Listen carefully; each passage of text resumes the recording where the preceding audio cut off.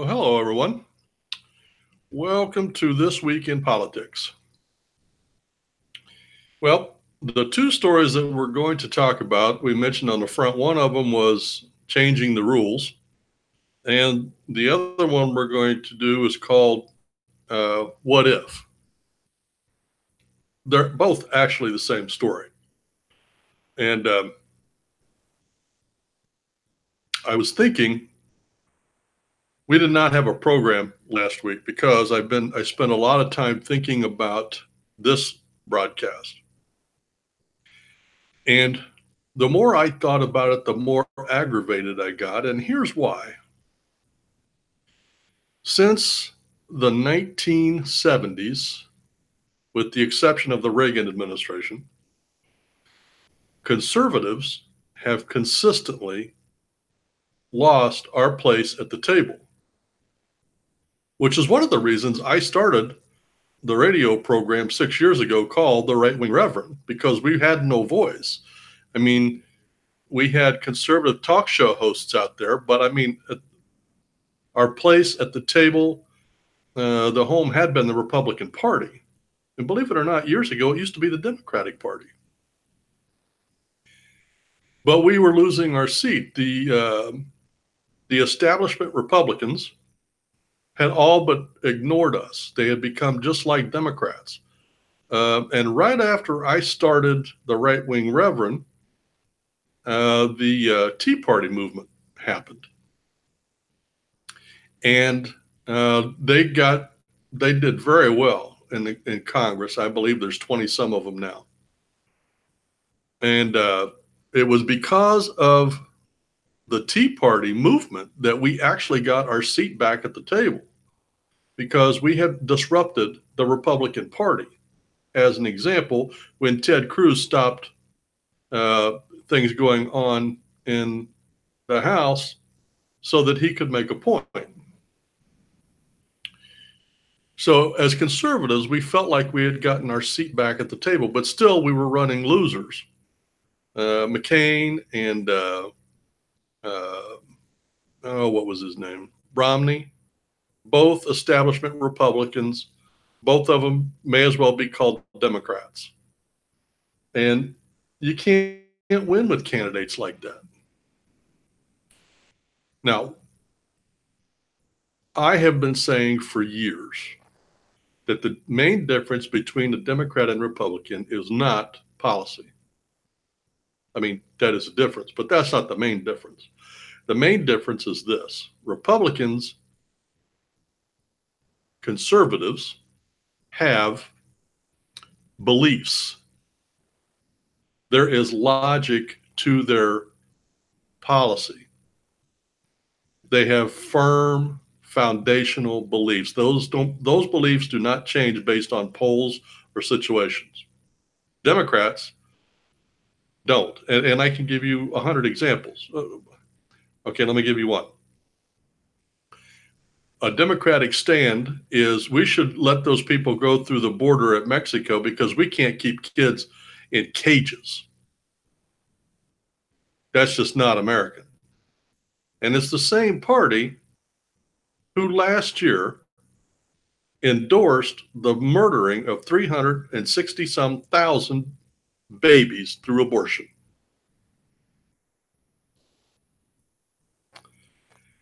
And the dichotomy in their own party beliefs are striking. Now, the reason they do that is because they take each policy and determine, or each position, and determine what's best for their voting party. The Republicans take each situation and determine, how does this fit into my values?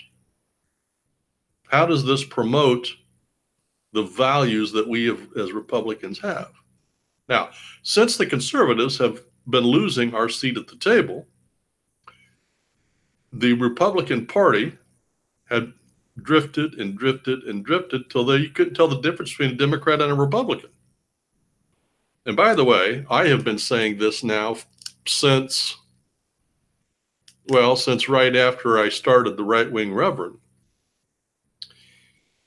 The Democratic the Democrat Party, as we know it before, is dead, as is the Republican Party. We still have two parties, but it's not Republican and Democrat. It's establishment and conservative. That's the parties that we have today.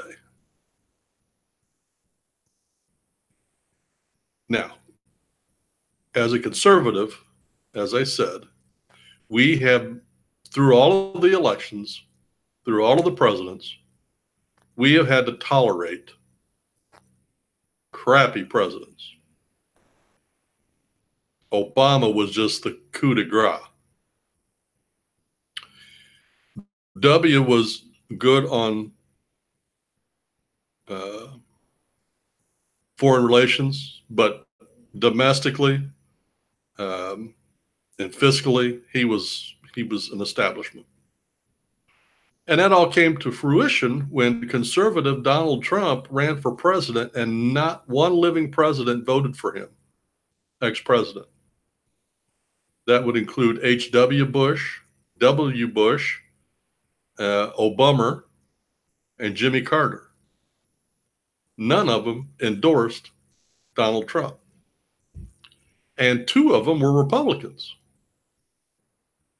So that made it abundantly clear to everybody who was paying attention that we still have two parties, but it's not Democrat and Republican.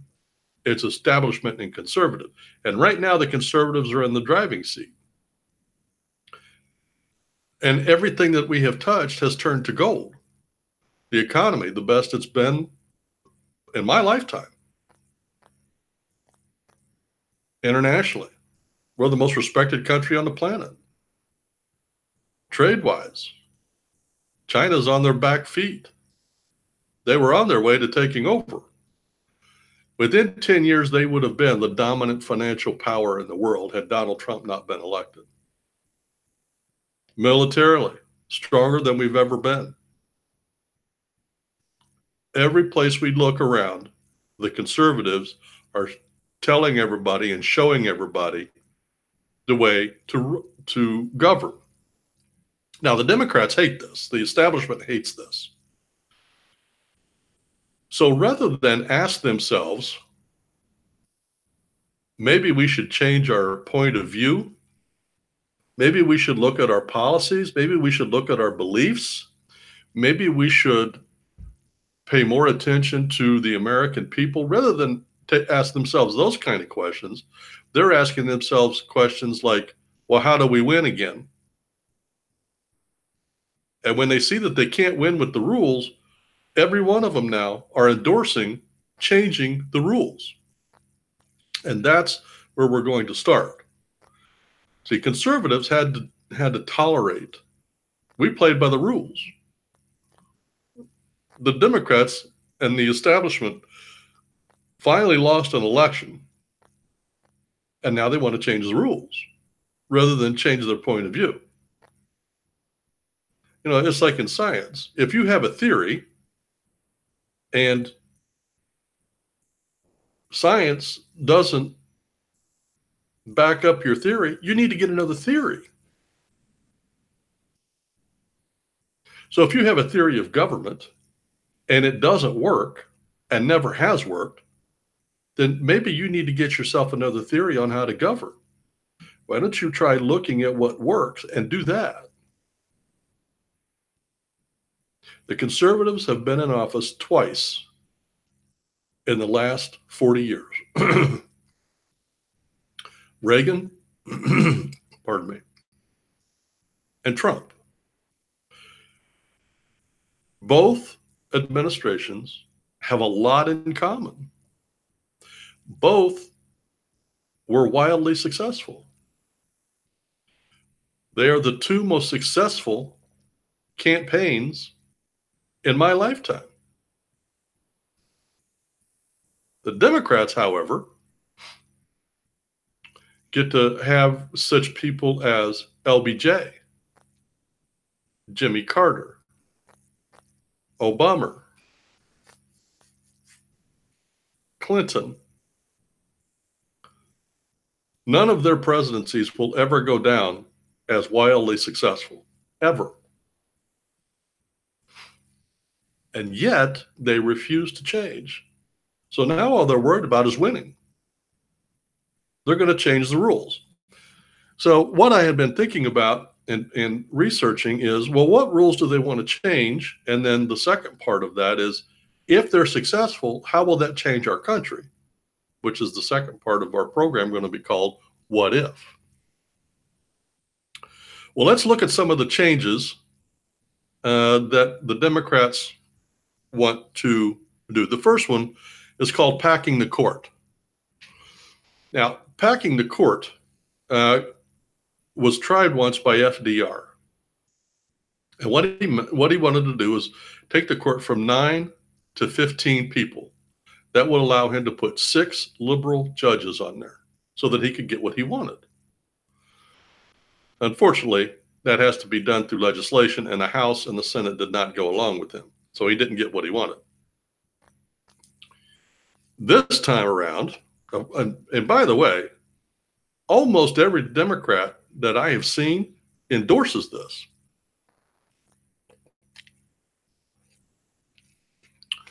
Not because of any good reason, only because the conservatives finally have a one justice advantage after decades and decades of left-wing liberal agenda, gay marriage, pornography, gambling, abortion, health care. All of those things shoved down our throat at the behest of an ultra-liberal Supreme Court. So they lose it for one year, not even a year. And now they want to pack the court. And I heard one of them talking the other day about, well, you know, there's different ways you could pack the court. You could make a rule where each president gets 3, establishing term limits. Well, you can't really do that because the Constitution says it's a lifetime appointment. But they want to do that, put some type of term limits on there.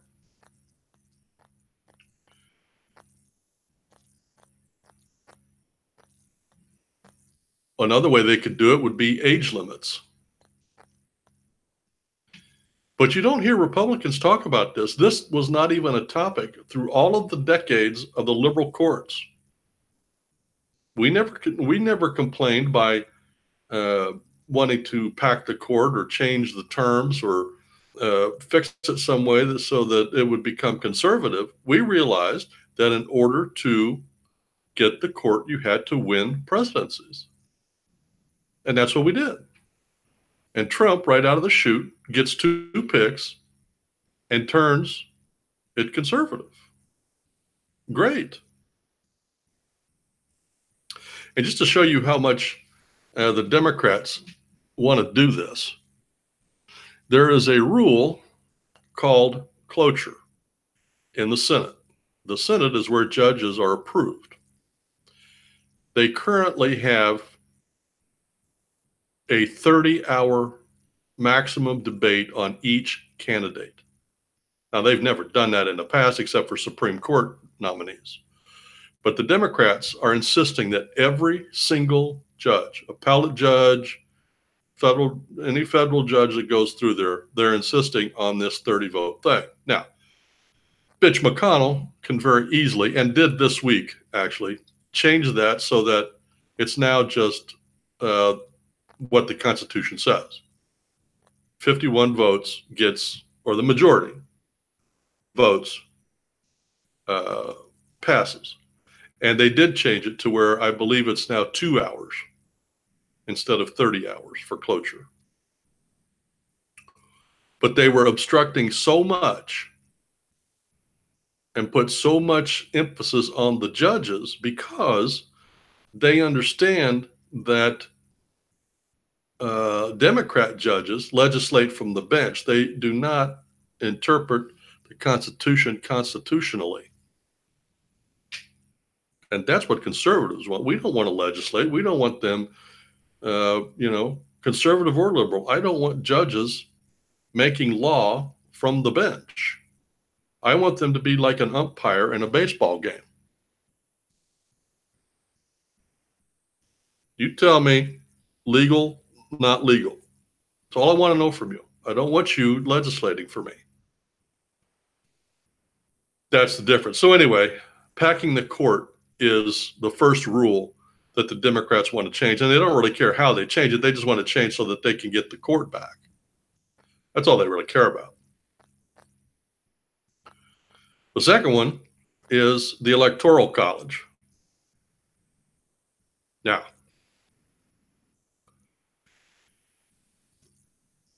the Electoral College is set up by the Constitution.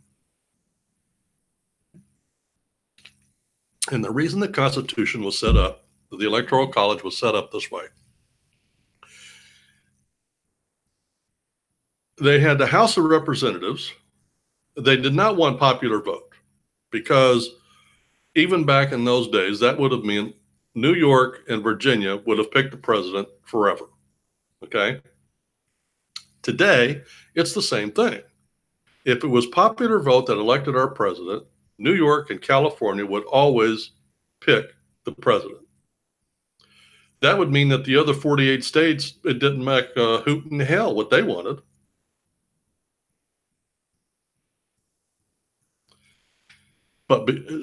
So they had to combine the two in the Electoral College. They had the House, which had 435 people. That was based on population. So in the House, California and New York have an absurd amount of power in picking the president. Okay? But that would have been the same thing as the popular vote. So they came up with the Senate, and every state got 2 votes. California gets the same number of senatorial votes as Massachusetts. That evens it out. Now, there have only been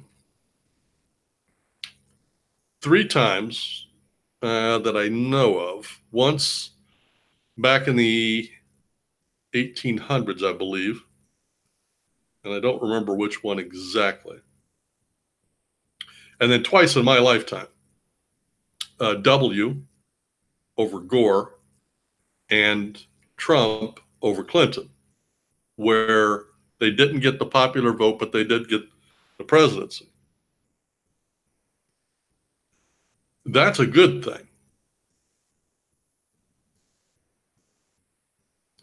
The Electoral College gives every person's vote the same amount of weight.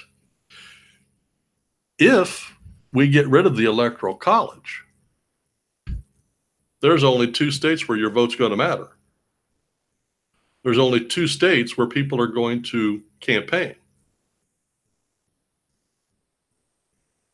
And we will never have a Republican president because the concentration of population in the urban areas is almost exclusively Democrat. New York City, Los Angeles, San Francisco, Chicago. That's where the president will be picked. So the Democrats lost to Trump, and they're still smarting from W. So they think they're being cheated. Instead of asking themselves questions about, well, how can we make our policies more likable by middle America?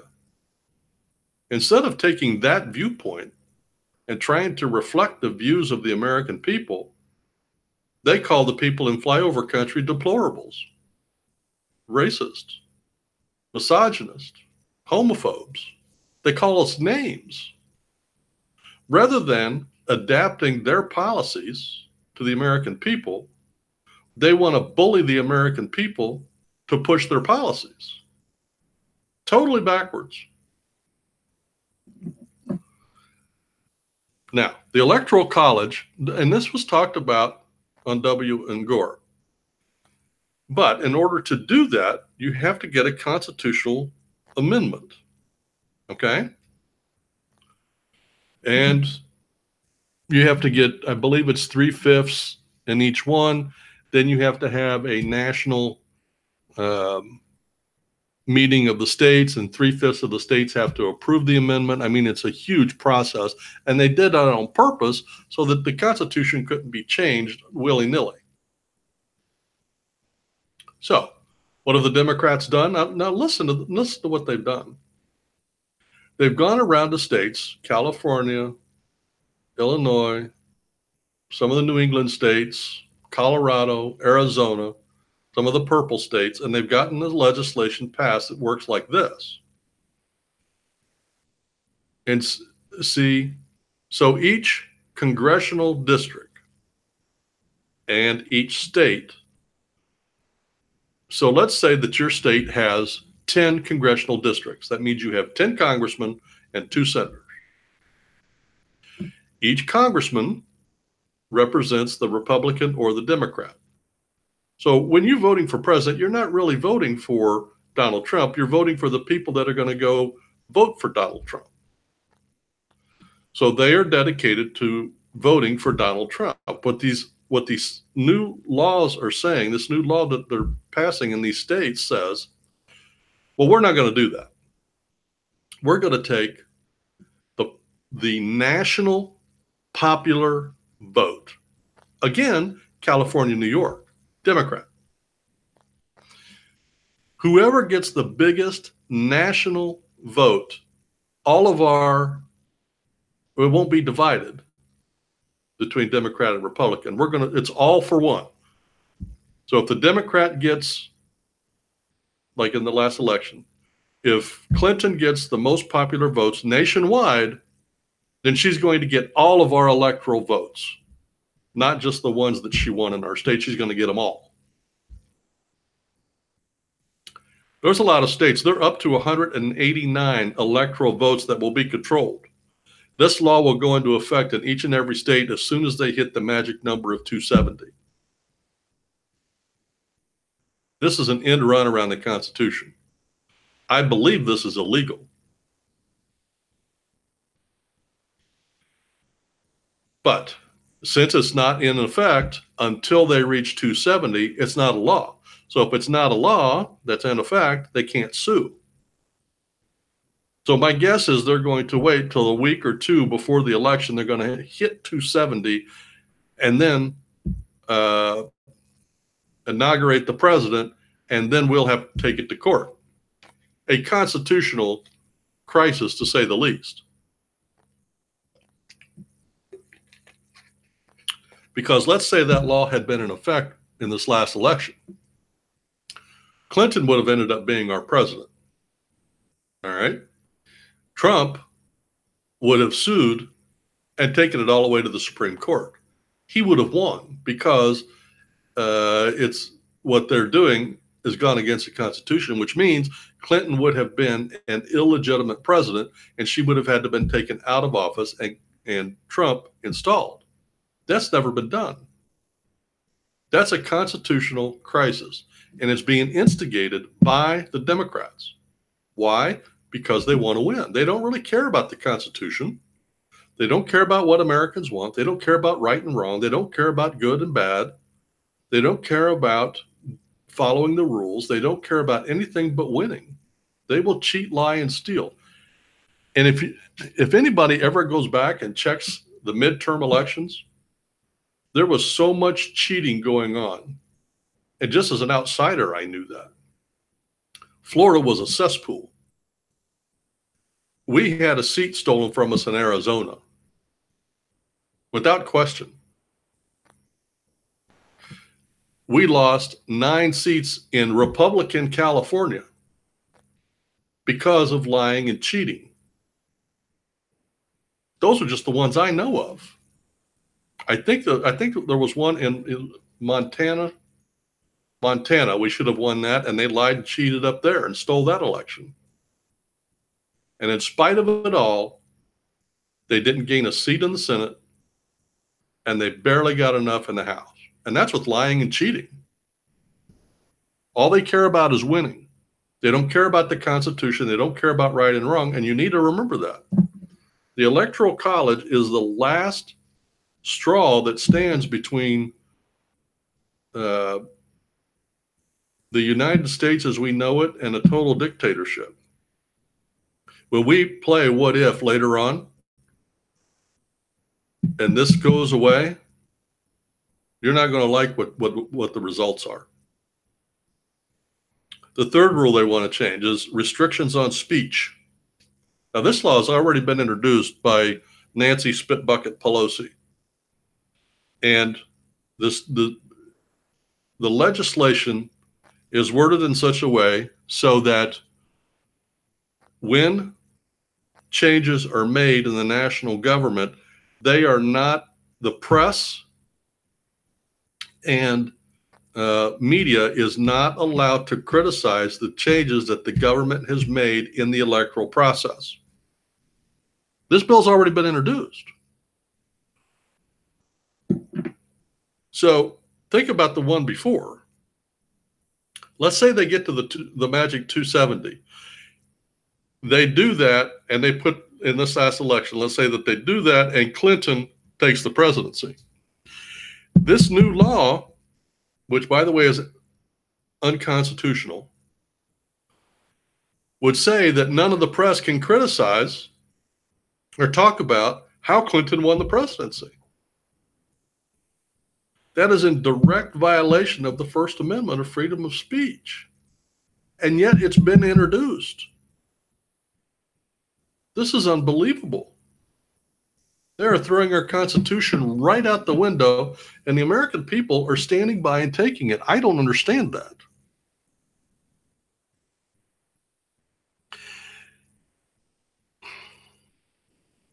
How else are they changing the rules? Well, the fourth thing they want to do, and this is gaining traction again with Democrats, they want to lower the voting age to 16. That is just silliness. 16-year-olds aren't even qualified to clean their own damn room, much less pick a president.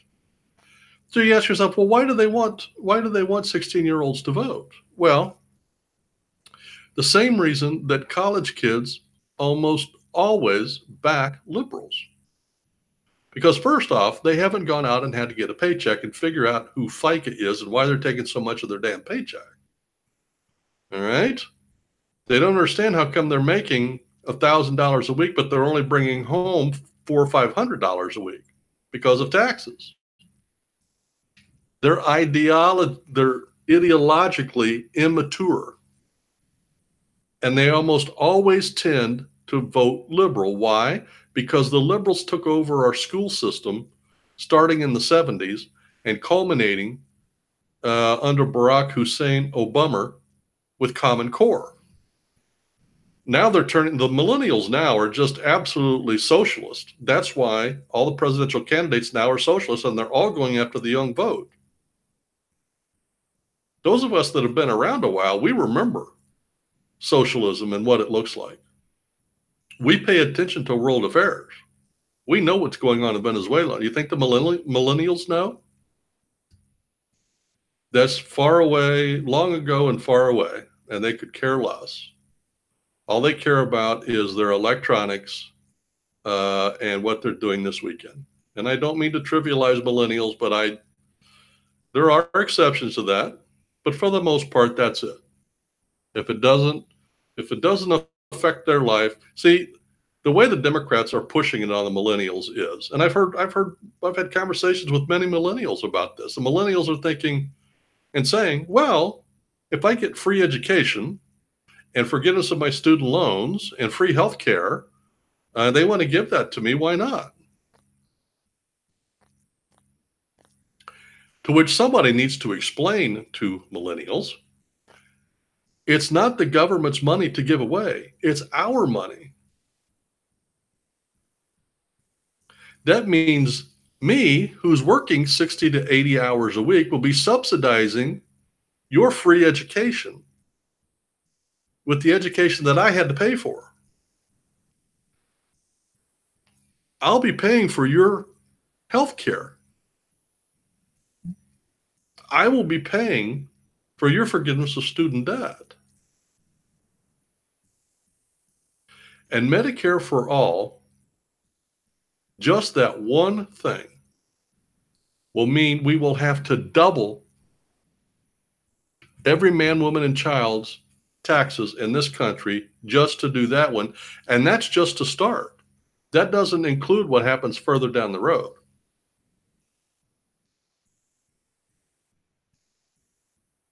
My point is, they're putting a restriction on speech and lowering the voting age to 16.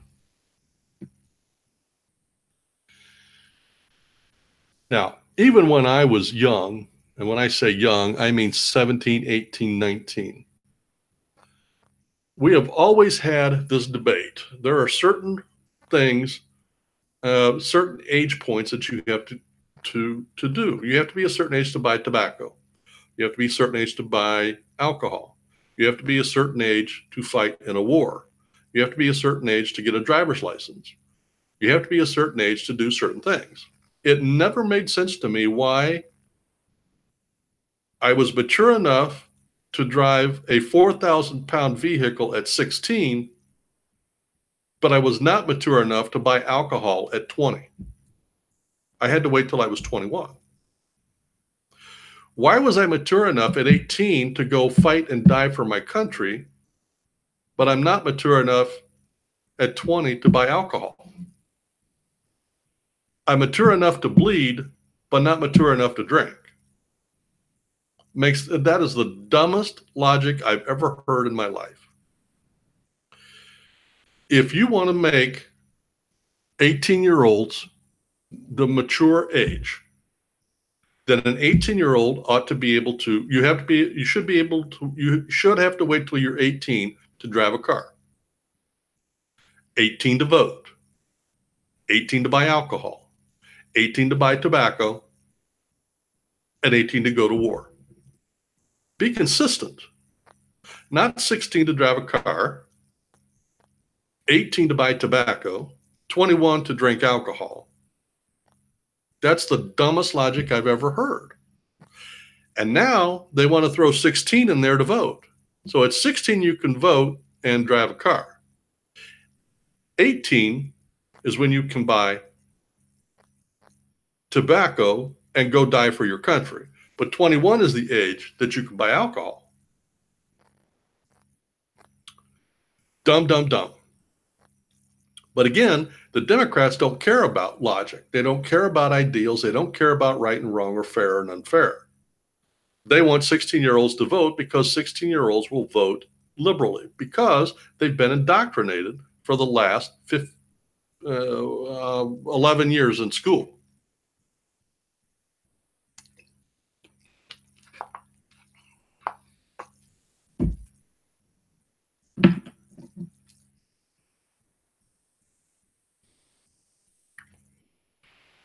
Now, another one,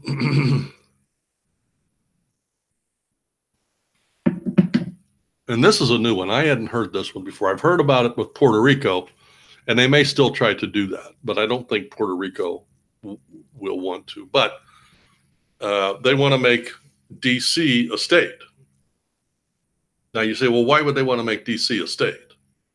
And in case you don't know, the District of Columbia is not a state. But if it became a state, they would have 2 senators and at least 1 congressman, probably 2, but at least 1. So that means they would be 3 more, and DC is extremely Democrat, okay, just like New York City.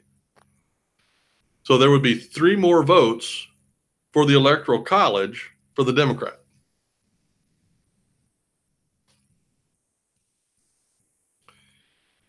Never mind about anything else. All they see is more votes in the Electoral College for a Democrat.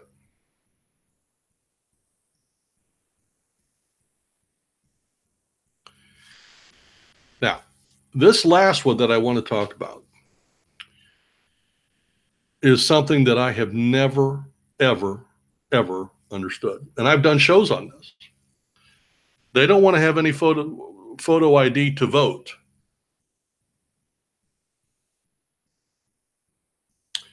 You need an ID to do damn near everything in this country. You want to rent a car, you need an ID. You want to open a bank account, you got to get an ID.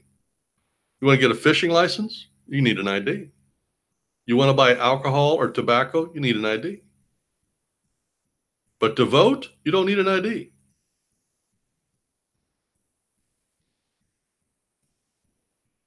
Why, you say, do the Democrats do that? And if you notice, it's always the Republicans that want voter ID. Why? Because we play by the rules. The Democrats don't. If you go to vote, and we just voted this last week in our town for local elections. And I went in to vote, and they said, "What's your name?" And I told them, I could have told them Joe Blow. So they went through this big stack of cards and they found my name. And they said, sign here. So I signed. Then they gave me a piece of paper to go vote. They don't know that I was who I said I was. And here's what the Democrats do. They keep track. See, you can get voting rules from the state for free. You may have to pay for copies or paper or whatever, but you can get your voting rolls. The Democrats keep very, very close watch on that. So let's say that in 1 year, let's say you started the year in this county with 10 people voting, 10 qualified people to vote. All right? I mean, I'm going to use really low numbers to make it obvious. But in that year, you had 5 people move in and 8 people move out of your district, okay? So now you had 8 people move out, took it down to 2, and 8 people move in. So now you're back to 10. But here's the problem. The 8 that moved out, their name is still on the voting rolls. So now the voting roll looks like you have 18. The Democrats get illegals and get the names of the 8 that moved out, and they go in and vote. So even though your district really only has 10 eligible voters, you've got 18 possible votes. Now, here in the state of Illinois, in the election of 2012, there were, in the state of Illinois, 22 counties that had over 100% voter registration. What does that mean? That means if you had 10 registered voters, you had over 10 people vote in that county. So you could have had 12 or 15 people vote, and you only had 10 registered voters. 22 counties did that. And to show you how bad it is, okay? So if you had 120% voter turnout, it's not just the 20%. Now think about this. If you have 100 people that are going to vote in your county, again, simple numbers, on a specific day, what do you think the odds are of 100% showing up? You can't get 100% of people to do anything. There's people that are sick, people that have died, people that are in the hospital, people that are out of state, people that have moved away. And you keep going down and down. The average turnout in a presidential election is around 40 to 50%. And a non-presidential, it's 25 to 30%. So if you, in a presidential election, we would expect 40 to 50% turnout, and that would be high. But in the one of 2012, 22 counties in Illinois had 122. That means 70% of the votes in those counties were fake, and they all went Democrat. Surprise, surprise, surprise. That's why the Democrats do not want voter ID.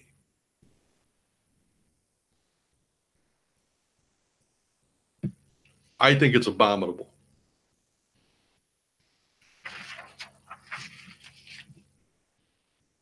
Now, with those changes made, let's assume that that the Democrats get those changes made. Now I want to look at our second story. What if? What if that happened? What would our country look like? What would it become? How would those rule changes affect us? Well, the first thing that would happen was the Constitution is now null and void. Why? Well, first off, they violated the Electoral College. They got rid of the Electoral College. So if you can get rid of the Constitution by passing legislation, then the Constitution means nothing. Therefore, the next one to go will be the Second Amendment, right to carry and bear arms.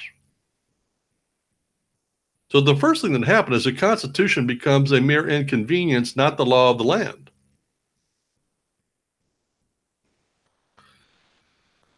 Also, we lose the First Amendment, the freedom of speech.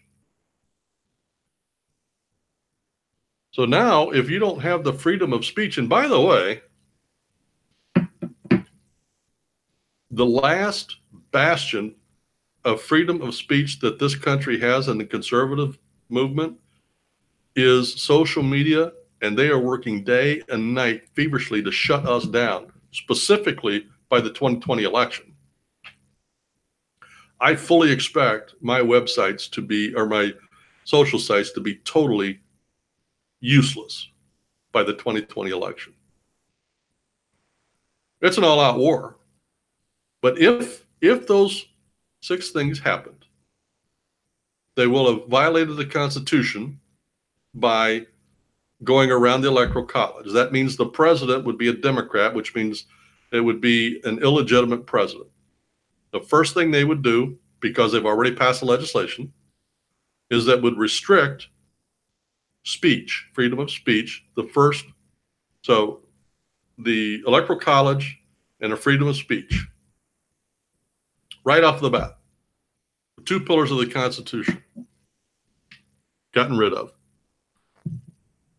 And they would instantly impose that on social media.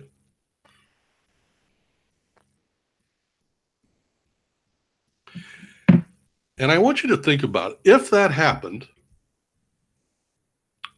the liberals and establishment would be telling the entire world one thing: power is more important than the people, than the Constitution, than what is right and wrong, what is legal or illegal. All that matters is power. Because that's what they're doing. And once they come right out and do that, and these things happen, they're not going to care about anything in the Constitution. They're going to change things just the way they want. They'll just come out and say, no conservative points of view will be allowed in any newspapers, social media, anywhere. And we're going to police it. And the first time we see or hear of a conservative voicing their opinion on social media, you're going to jail.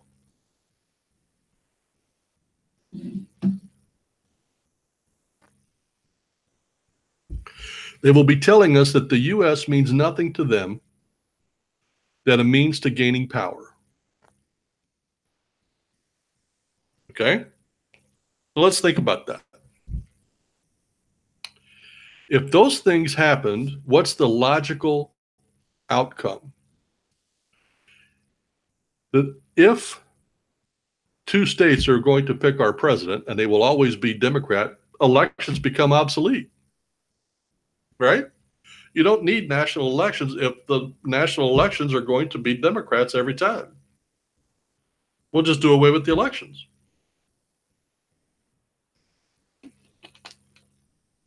All right? So if they can do away with the elections, then how, or would we even have a House of Representatives? Would we have a Senate? If they get rid of the elections and there's no way to elect them, are they appointed? Or do we get rid of them and now we just have a handful of oligarchs ruling? I mean, if we're not going to go by the Constitution, why would we have a Senate? If the Senate and the House of Representatives really has no bearing on laws because we're not going to do anything that we don't want to do, and you don't have the means to enforce it, why do we need a House of Representatives? Why do we need a Senate? We've got the president. We'll just appoint a cabinet that'll do what we want it to do. We'll dissolve the Senate and the House of Representatives. And while we're at it, we'll dissolve the Supreme Court.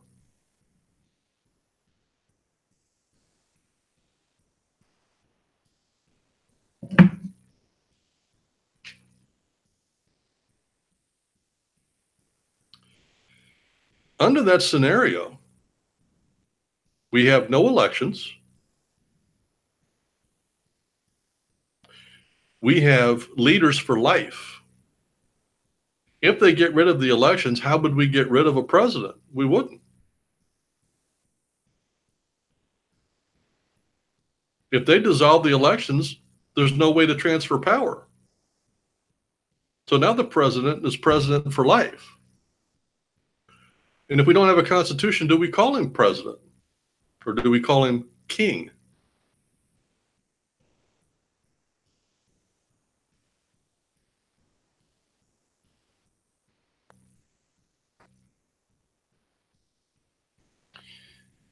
When elections become obsolete and we don't care what all the states want, will we still have open borders? Probably. Because once they have absolute and total control in this country, the next thing they'll do is they'll take that and go down into South America through Central America. So that means, Mexico is already socialist. So they'll accept some of the Mexicans into the new government, and we'll take over the United States and Mexico and go down into South America.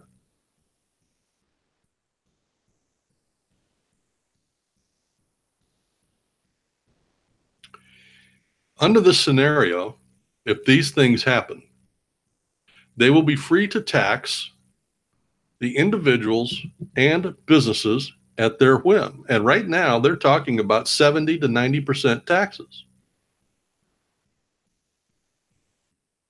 With all of the programs that they want to do, Medicare for all, Green New Deal, the government would be bankrupt, totally bankrupt in a very short amount of time.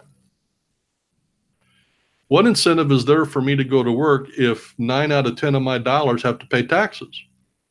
So the government can live well. I have to live on a pittance, but they get to live well. Why would I do that? Why would businesses do that? The economy would collapse. The Americans would be taxed to death. And when they stopped working, the government would use control and power to force us to go to work. It's the same that happens in every socialist and communist country in the world. Why do you think Russia has such a hard time with alcoholism? They have no incentive to work. They drink to forget their problems. Russia forces them to go to work. So they go to work and they don't do shit.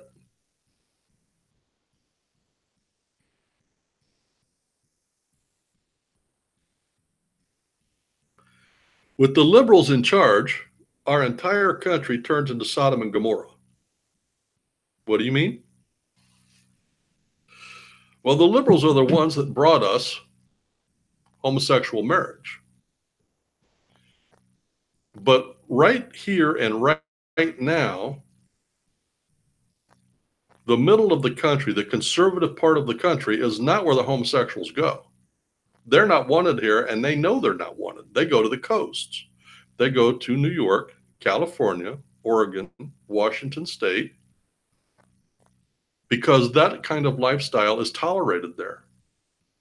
If you get rid of the conservative part of the government where what we want means nothing, then the entire country would go that way. There'd be no enforcement. There'd be no retribution.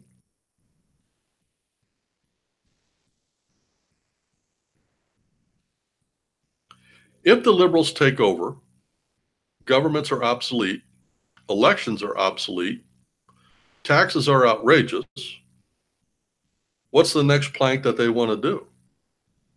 Just like every other socialist and communist country in the world, they will outlaw Christianity and Judaism.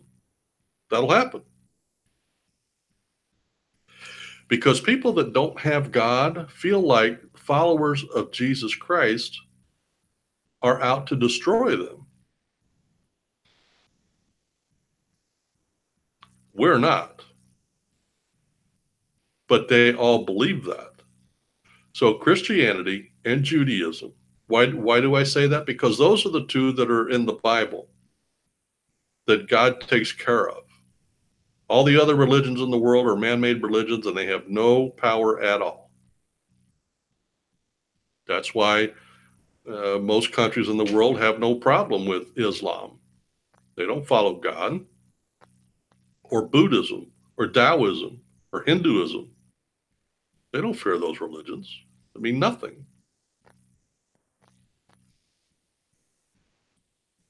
What about education? If these changes are made, education would be eliminated as we know it today. You say, well, then how would they have workers? Well, they would. The way they do it in most countries is the government tells you what you're going to do. Now, how they determine that is open for debate. Like, for example,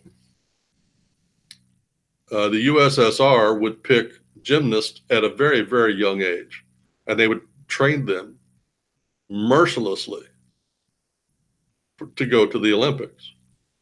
For the average person that was going to do an average job in an average place, they would start training them very young. I mean, how much education do you need to know to push a button? The only ones that would get a real education are the ones that are going to be in the government, running the government, and they would make sure that they get a good education. That's why you would have the elite rulers and then the serfs.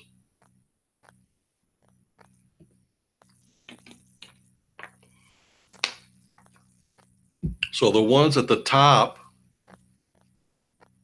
and the only way that the way they determine the ones at the top are the ones that are in charge in the government. The government runs everything. They run the business, they run the court system, they run the elections that are no longer happening, they run the military, they run everything in the country. See, right now, you want something to eat, you go to the grocery store. Stuff gets on the grocery store shelves because there's a profit motive for everybody to be in that grocery store.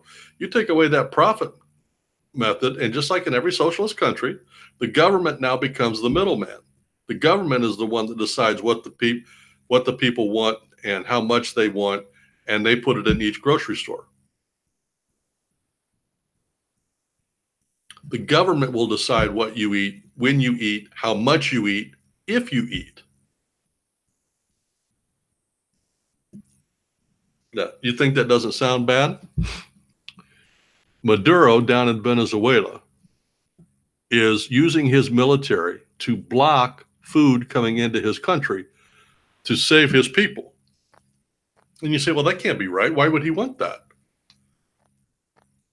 Well, think about it. If you're keeping people down and ruling over them, do you want somebody that's weak from hunger to fight against, or do you want somebody that's strong and ready to fight? You want somebody weak, so you keep food away from them. It's like that in every socialist country. Do your research. This sounds to us, this sounds out of the world. These are normal things that happen in socialist countries. These are standard operating procedures. Do you think they have elections in Cuba? Do you think they have real elections in Venezuela or Russia? No.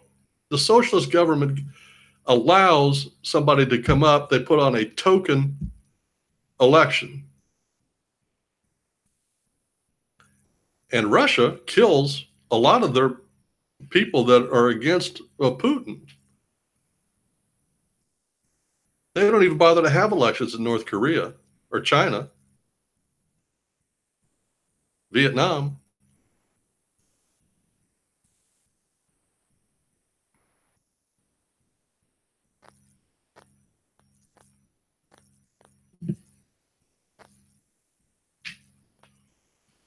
So if those changes are made nationwide, how does that affect the state?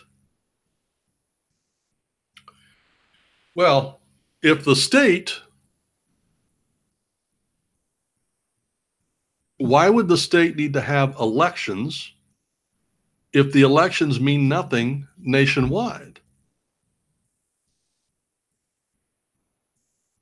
The states would have no power. All power would be with the federal government. The federal government would decide everything. What your property taxes are, what your sales tax is, what foods you can have, what day of the week you get to go to the grocery store, how much toilet paper you get to have. Do you get to have gasoline for your car? Do you get to have a car? How much you make at your job? The Great New Deal that AOC just brought out guaranteed every American a certain amount of income, whether they worked or not.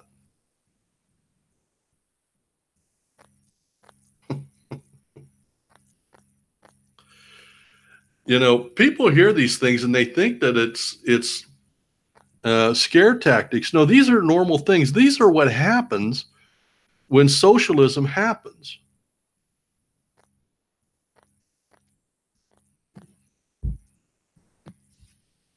So if the state has no power and the federal government takes over all power over all people, then you don't need state government. What you do need is extensive national government in each county. What do I mean? Well, let's look at how other communist and socialist countries do it. The federal government tells the county that I live in how much production they expect from us. They give us a quota. You have to produce this much corn and this much soybeans, and you have to have this much taxes and this much income by December 31st. Then it's the local extension of the federal government that goes around and makes those things happen. It's not the profit motive. It's not the farmers that get to decide how much they can grow and how much they can make. It's the government that comes around and says, you're going to plant X amount of acres this year.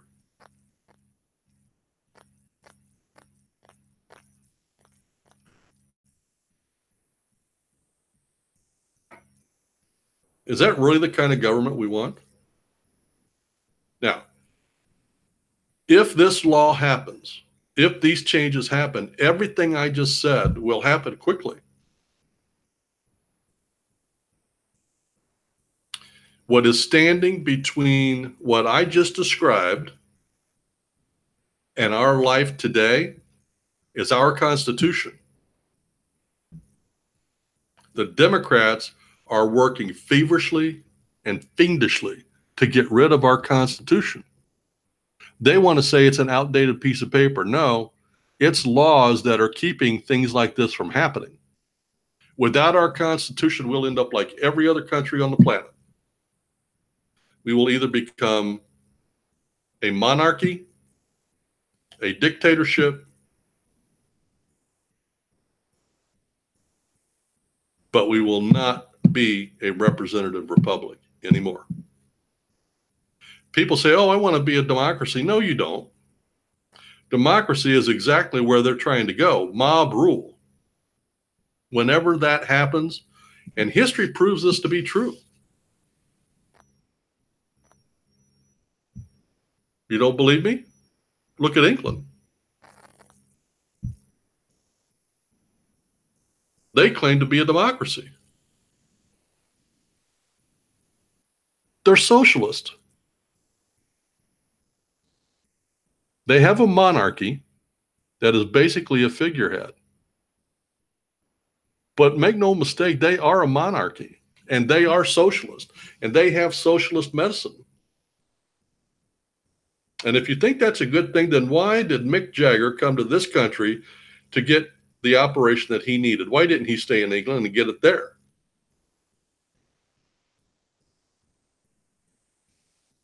Because socialism does not work. Never has, never will. Venezuela in this hemisphere 10 years ago had more oil reserves than any country on the planet. They have the second biggest gold reserves of any place on the planet. They were in the top 10 trading partners on the planet. Today, 10 years later, under socialism, they are bankrupt. Their money is meaningless. People are starving in the streets. They're eating out of garbage cans. There's no food on the shelves. And the government won't let help in. The government invited Russia in to keep the peace in case his military faltered. He brought in the Russians to help him to keep power. That's socialism. That's how socialism works. That'll happen here. It always starts out with promises. It always starts out sounding fair. It always starts out sounding great. But it never, ever, ever works. And when you bring this to the socialist point of view, they say, yeah, but it hasn't been done the right way. We'll do it the right way. No, they have said that throughout history, and it never, ever works. Because you eventually run out of everybody else's money to spend.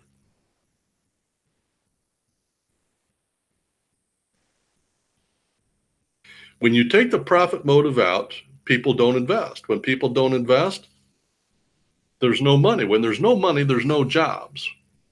No jobs, no taxes. No taxes, no money.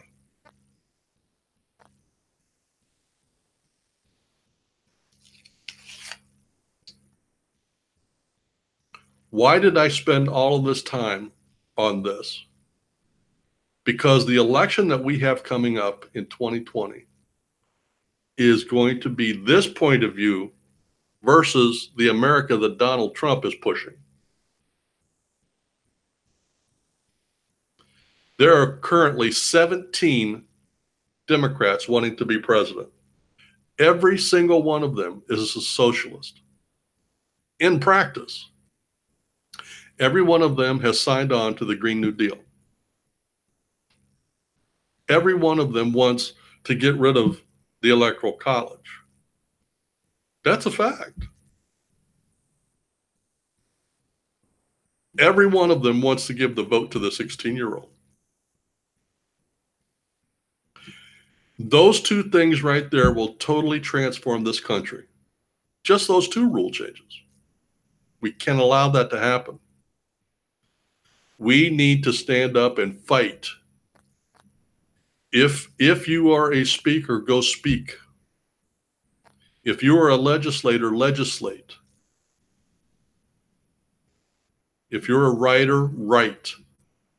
But defend our Constitution, defend our rights, and call these people out. Share this program with millennials. Let them hear the kind of country that will happen, and happen quickly. These things will happen quickly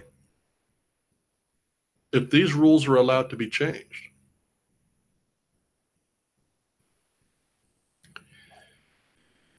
Well, that's a program. It's a critical program. It's a time when we need to pay very close attention to what's going on. This election coming up is critical, and we need to shut these socialists down, unequivocally shut them down. If they gain a foot, we're in deep trouble.